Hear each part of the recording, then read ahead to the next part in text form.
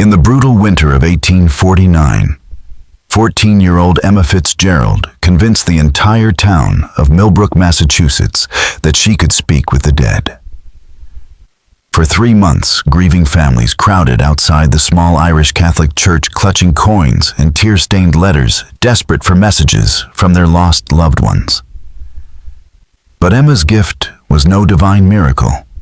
It was the centerpiece of a scheme her family had spent years perfecting.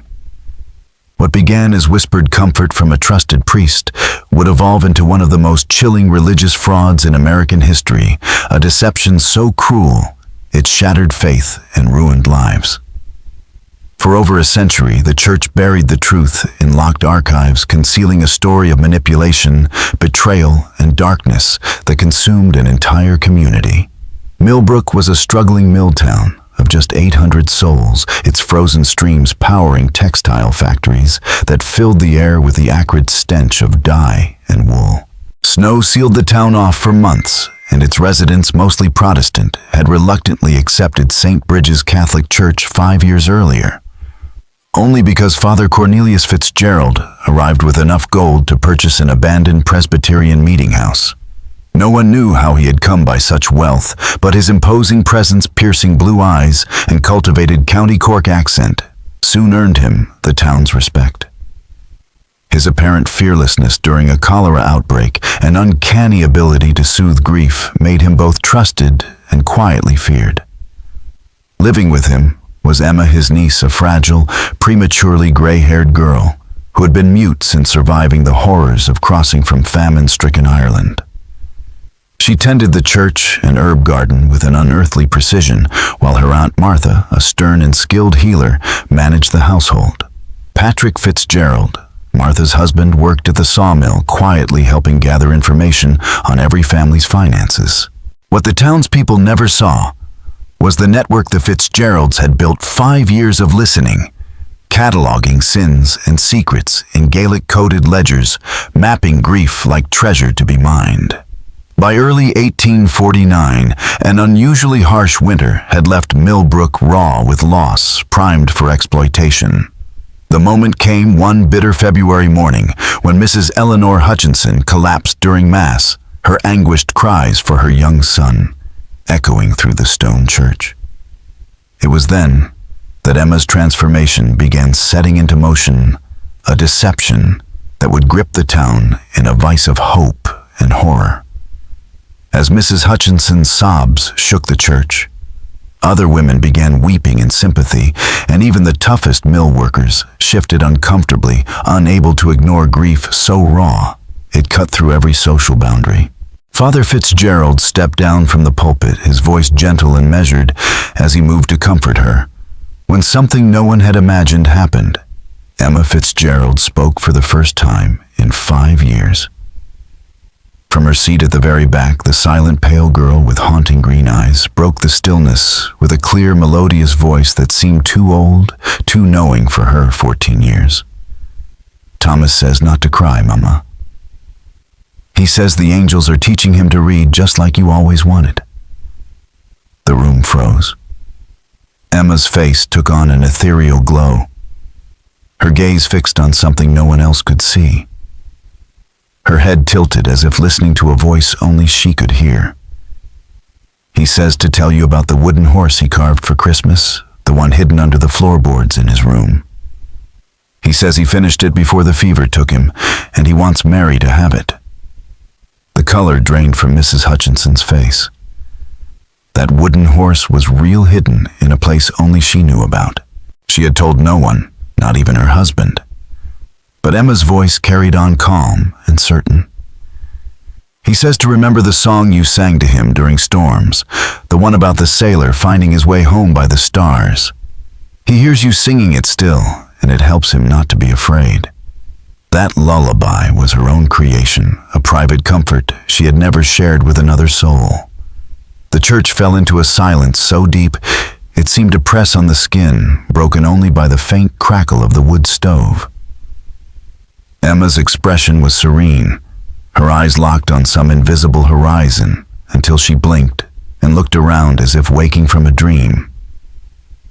Father Fitzgerald appeared stunned, his composure faltering for just a moment before he stepped in to steady Emma, his blue eyes sweeping over the congregation like a man taking careful stock. "The Lord works in mysterious ways," he said his words, shaping the moment into a divine revelation. Young Emma has been chosen to bring comfort to those who mourn. But beneath the awe, the truth was that this had been years in the making. Emma memorizing names, histories, and secrets. The Fitzgeralds waiting for the right grief to strike at the right moment. News of the miracle spread through Millbrook by nightfall. 3 more families appeared at the rectory before the evening was over, bearing silver trinkets, coins, and heirlooms in exchange for a chance to hear from the dead. For the Kowalski family, Emma described a hidden stash of tools left by their late patriarch for his grandson, found exactly where she said beneath the barn floorboards, along with a heartfelt note in the man's own hand. For the widowed Sarah McKenna, she spoke of wedding night intimacies and tiny scars no stranger could know, sending the woman to her knees in tears as she pressed a silver locket into Emma's palm. As winter thawed into spring, Emma's fame reached beyond Millbrook. Families traveled from Boston, Hartford, and farther still, bearing heavier purses and heavier grief. Each session seemed to deepen her power. Her voice stronger, her visions sharper, her comfort tailored with uncanny perfection to each mourner's heart, as if she were not guessing, but remembering. The Fitzgeralds had turned their grief business into a finely tuned intelligence operation that would have impressed any 19th century con artist. Patrick roamed taverns and boarding houses, his easy smile and reputation for honesty, encouraging men to spill stories about their families, finances, and secrets without realizing how much they were revealing. Martha moved just as skillfully among the women of Millbrook, attending quilting circles, church socials, and births, where gossip flowed as freely as tea. Her visits to collect herbs for remedies doubled as reconnaissance missions, allowing her to quietly observe family dynamics while cementing her reputation as a trusted healer. Father Fitzgerald himself was the keystone, expanding his influence beyond Mass and into private confessions, counseling sessions, and deathbed vigils. People entrusted him with their most intimate truths, hidden debts, secret affairs, private feuds, believing those words were safe behind the sanctity of the confessional. In reality, those truths became the raw material for Emma's miracles. The family operated with military-like precision, using a private system of signals and codes to orchestrate each seance. Flowers on the altar indicated the day's target family, while the way Emma placed her hands during a session told her uncle which script she was following. Even her trances were carefully rehearsed, designed to appear spontaneous, while actually adhering to an elaborate set of cues. The staging was theatrical perfection. Emma seated in Father Fitzgerald's candlelit study, surrounded by religious relics, her pale skin and delicate features enhanced to make her look almost otherworldly. Every detail, from the dim lighting to the placement of furniture, was chosen to heighten grief and lower skepticism. But their growing success drew dangerous attention. Reverend Samuel Hartwell of the First Protestant Church had dismissed Emma's abilities as Catholic fantasy until members of his flock began abandoning his sermons for her sessions. Suspicious, he began keeping careful notes, cross-checking Emma's revelations against what he knew of each family. Dr. Ezekiel Thorne, the town's only physician, was equally unsettled.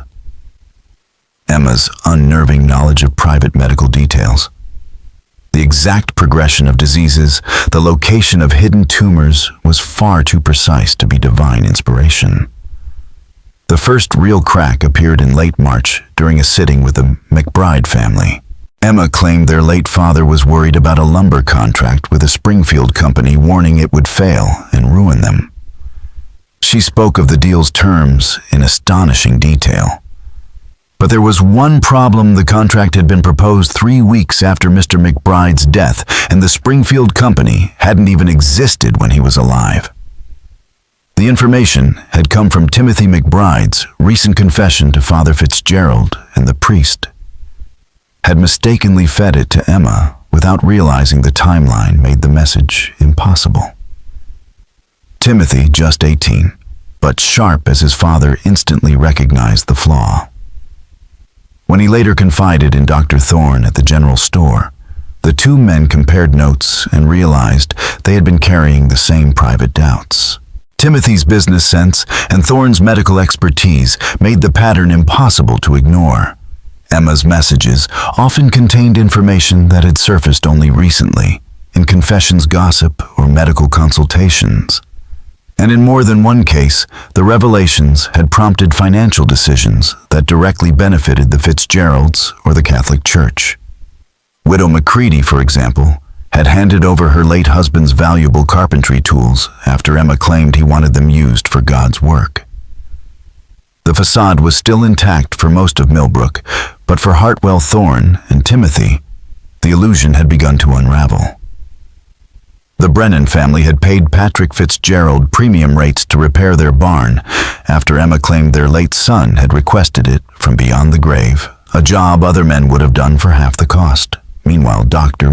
Thorne began meticulously recording his medical consultations, noting which patients' conditions he had discussed with Father Fitzgerald during last rites counseling or private diagnoses.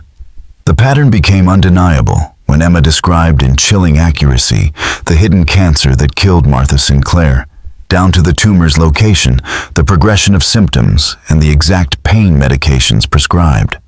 This was not divine inspiration, it was the deliberate use of stolen knowledge. When Dr. Thorne reviewed Millbrook's death records from the past 2 years, the picture turned darker. People who had challenged the Fitzgeralds' influence, or who might expose their scheme, had died under suspiciously natural circumstances. Sudden fevers, wasting diseases, heart failure. The symptoms matched known patterns of slow, undetectable poisons. Adelaide Hartwell, the Protestant minister's wife, had collapsed and died after publicly questioning Emma's powers, her decline mirroring arsenic poisoning administered over weeks. Thomas Brennan, the very man whose spirit allegedly spoke to order, Patrick's carpentry work, died just 2 days after voicing doubts about Emma, his rapid deterioration consistent with mercury poisoning. The breaking point came in April when Emma delivered a detailed message from Benjamin Fuller, a mill worker who had supposedly died in an accident the week before. The spirit warned of specific, highly accurate dangers in the mill's machinery knowledge only an insider could possess. But Benjamin Fuller was still alive. Dr. Thorne had treated him days earlier for minor injuries. Confronted Father Fitzgerald claimed Emma had experienced a prophetic vision of Fuller's future death. But the excuse rang hollow. For Thorne and Timothy McBride, this was the final confirmation they were not dealing with gifted clairvoyance, but with calculated fraud laced with lethal intent. Yet exposing the family posed a brutal moral dilemma. Many townspeople had rebuilt their lives around Emma's messages. The widow Patterson had remarried after receiving her late husband's blessing. The Kowalskis had brought their elderly grandmother into their home at their grandfather's supposed request. The Sullivan children had kept their failing farm, instead of selling, inspired by a message urging them to honor their father's legacy. Telling the truth would destroy these fragile new beginnings and force the bereaved to face the fact that their most comforting moments had been manufactured lies. The deeper Thorne and Timothy dug, the more disturbing the evidence became. During a medical visit to treat Emma for a minor illness, Thorne glimpsed Father Fitzgerald's private ledger's records far beyond the scope of any confessor. Inside were sprawling family trees, detailed financial ledgers listing debts and assets, intimate notes on extramarital affairs, illegitimate children, and profiles of widows deemed most susceptible to manipulation. It was a map of Millbrook's deepest vulnerabilities, built to control and exploit the living, under the guise of speaking for the dead. Father Fitzgerald wasn't merely hearing confessions, he was running an intelligence operation. His journals revealed an exhaustive database on every family in the region, complete with psychological profiles, financial records, and strategic notes on how each household could be exploited most effectively. The scope was staggering proof that the Fitzgeralds had been laying the groundwork for years before Emma ever spoke her first message from the dead. They had systematically embedded themselves into the fabric of Millbrook's life, weaving trust, influence, and surveillance into a seamless net. What Dr. Thorne saw in the most recent entries was even more alarming. The priest had begun mapping out an expansion beyond Millbrook, identifying suitable towns in neighboring counties, and noting plans to train additional vessels for God's work. Emma was not the only relative considered for the role. There were cousins in Ireland waiting to be brought over, once the American operation was profitable enough to support multiple mediums. The most damning incident came with Mrs. Catherine Brennan. She arrived at Dr. Thorne's office, in tears, clutching a letter she claimed her dead husband had dictated through Emma. The message gave precise directions to a cache of hidden gold coins, landmarks, measurements, even where to dig. Convinced her husband was reaching out to provide for her, she spent her life savings on excavation, borrowing against her home when no treasure appeared, widening the search at his request. Her yard became a field of craters and still nothing. When Thorne examined the letter, he recognized the handwriting. Instantly, it was Father Fitzgerald's. The same precise hand he'd seen on church records, medical notes, and the journal entries he'd glimpsed in the rectory. The priest had staged the seance so Emma could channel Brennan's spirit, then written the letter himself to make the fraud undeniable. To make matters worse, the loan Catherine took to fund the dig came from Patrick Fitzgerald at interest rates designed to ensure default. The scheme wasn't just theft.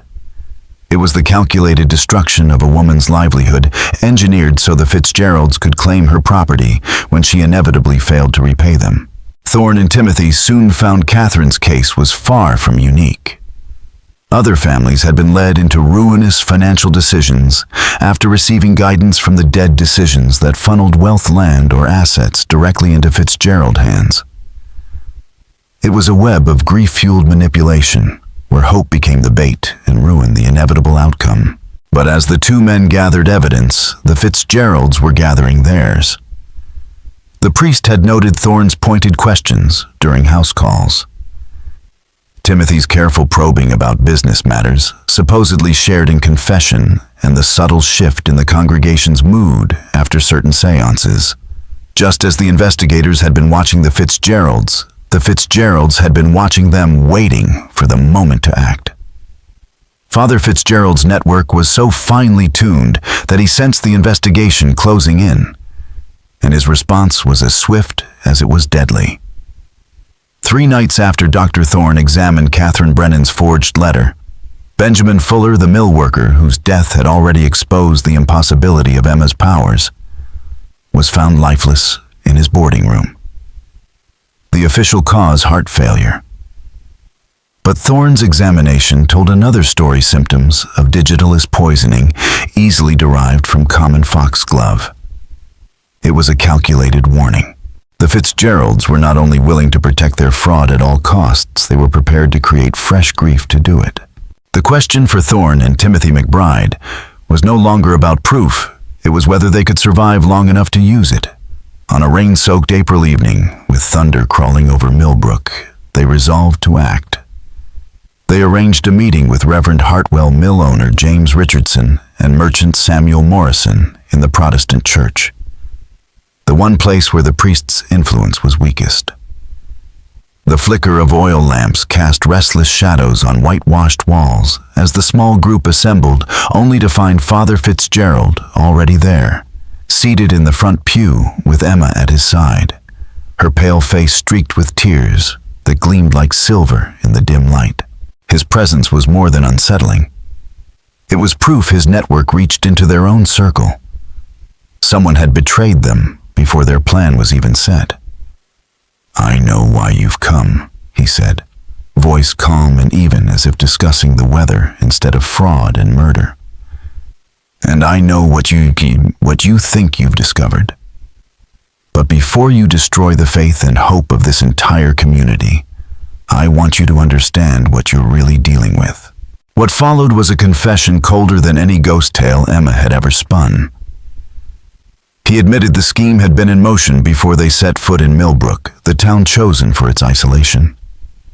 Immigrant mill workers with short life expectancies and poor record-keeping.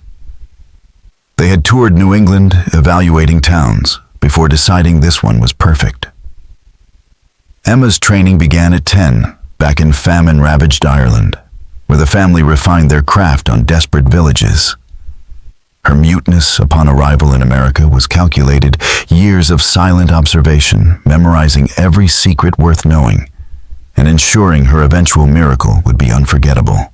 With the pride of a master artisan, Fitzgerald described their methods. Martha's herb-gathering visits doubled as reconnaissance.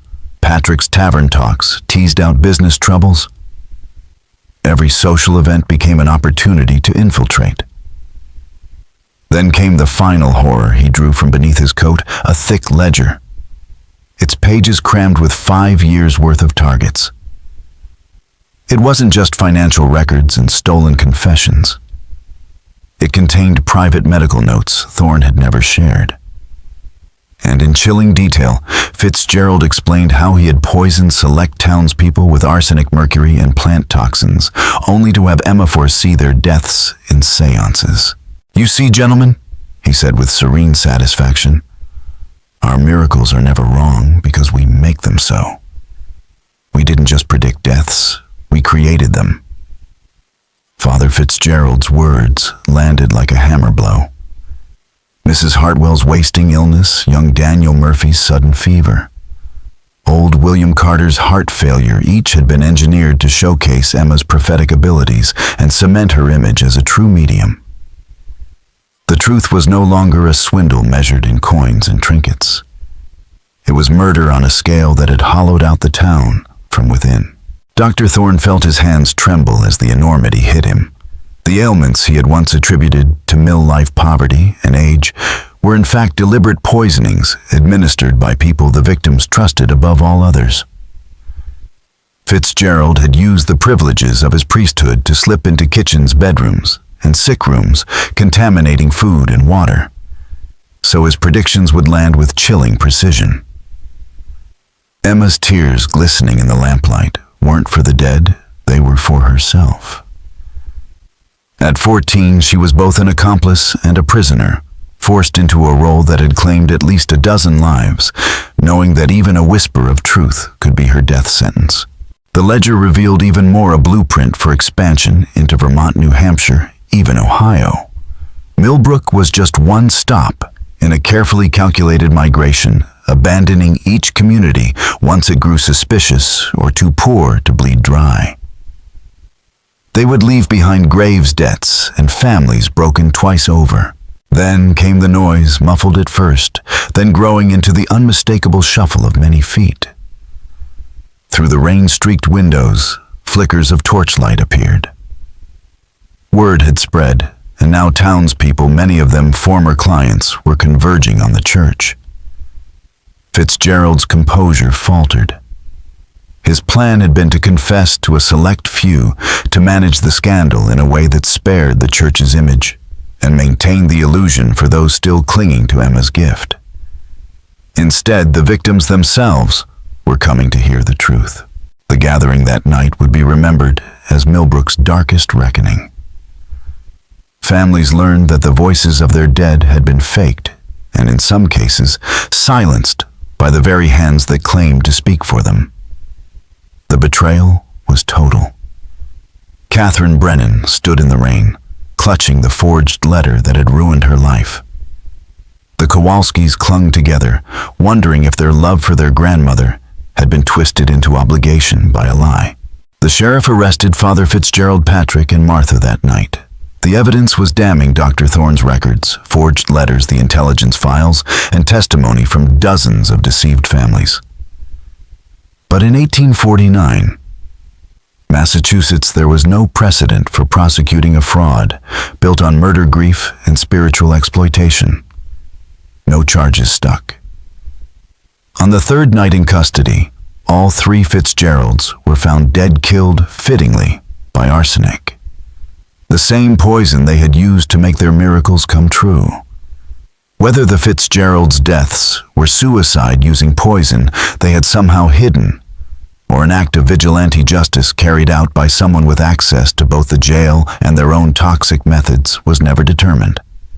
Several townspeople had keys to the jail, and Dr. Thorne's examination could not prove whether the arsenic had been swallowed willingly or forced upon them.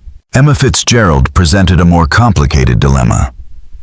At 14, she was both an active participant and a victim raised from childhood to commit crimes she could never fully grasp, conditioned through isolation threats and years of manipulation. Her testimony exposed the depth of her family's control, describing how she had been coerced into seances and fed the knowledge that made her visions convincing. Dr. Thorne argued for mercy, insisting she had been used as a tool, as deceived in her way as the families she had helped defraud. Others demanded she face justice alongside the adults, unwilling to forgive the role she played in their grief. In the end, a compromise emerged, an imperfect solution, born from the limited understanding of child psychology and trauma in that era. Emma was sent to live with distant relatives in Pennsylvania, under a new name forbidden to return to New England. It was neither full justice nor full absolution, leaving wounds in the community that would never quite heal. Meanwhile, the authorities moved quickly to erase the physical remnants of the Fitzgerald operation. The rectory and home were burned under the pretense of structural concerns, and the true purpose was to destroy every trace of the intelligence-gathering network. Ledger books, coded notes, and tools of deception, out of fear that others might replicate their methods. Officially, the matter was closed, but the shadow of the Fitzgerald family lingered over Millbrook for generations, a whispered warning about the darkness that can hide behind faith and comfort. The Fitzgeralds' possessions were scattered, and even Father Fitzgerald's meticulously kept records were reduced to ash, taking with them the last traces of the personal secrets he had harvested from the town. The Catholic Church, where the deception had played out, became a point of bitter division. Some called for its demolition as a cursed place, while others argued that tearing it down would only deepen the loss. In the end, it was stripped of every religious symbol and converted into a town hall. But its new purpose never took root. The building sat under the weight of its history, an uneasy landmark that no one truly trusted until it was finally abandoned altogether. The deeper wounds, however, were not in stone or wood, but in the minds of Millbrook's people. The exposure of the Fitzgerald family's crimes shattered more than just trust in the Catholic Church. It damaged the very idea that spiritual comfort could be genuine. Families who had reshaped their lives around Emma's supposed messages now questioned every decision they had made, torn between shame at their gullibility and grief for the false hope they had embraced. Millbrook never truly recovered. Within 5 years, more than half the population had left, seeking fresh starts in towns where their humiliation would not follow them. The exodus crippled the local economy. Businesses failed, mills struggled to find workers, and the hum of community life grew thin.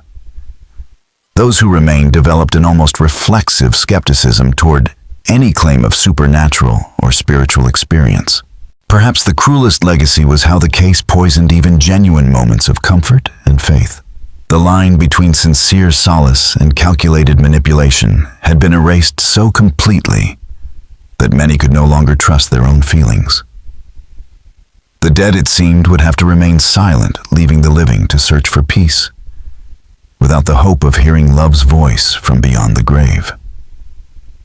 In the decades that followed, every would-be medium or healer who tried to set up in Millbrook was met with hostility so fierce it bordered on paranoia. The town's collective trauma had hardened into a kind of immunity against spiritual manipulation, an immunity that came at the cost of shutting out even the possibility of comfort from the unseen. Dr. Thorne remained in Millbrook until his death in 1867, but the Fitzgerald case transformed his practice. He documented everything, every symptom, treatment, and word spoken, creating medical records so thorough they became a model for other physicians. His meticulous approach, born of the guilt and horror of discovering how many of his patients had been murdered, helped set new standards for medical record-keeping across New England. Timothy McBride, unable to endure the constant reminders of the investigation that had consumed 2 years of his life, left in 1852. He drifted west to California during the gold rush, where his keen eye for deception made him a respected assayer and fraud investigator. He never married, never spoke publicly about Millbrook, and never again set foot in any church. The Fitzgerald's crimes went beyond fraud and murder. They dismantled one of humanity's most sacred consolations, the belief that love survives death, that the bonds we cherish can't be broken by the grave. They turned that belief into a weapon, using grief itself as a tool for control and profit. And the unsettling question remains, was every secret uncovered in Millbrook? Or could there still be families working similar schemes in isolated places where grief runs deep and doubt is scarce? The Fitzgerald's techniques, careful study, precise record-keeping. Exploitation of religious authority could be replicated anywhere. People are desperate enough to trust those who claim to speak for the dead. Thank you all very much for watching my video until the end. I sincerely appreciate it, and I look forward to seeing you in the next video.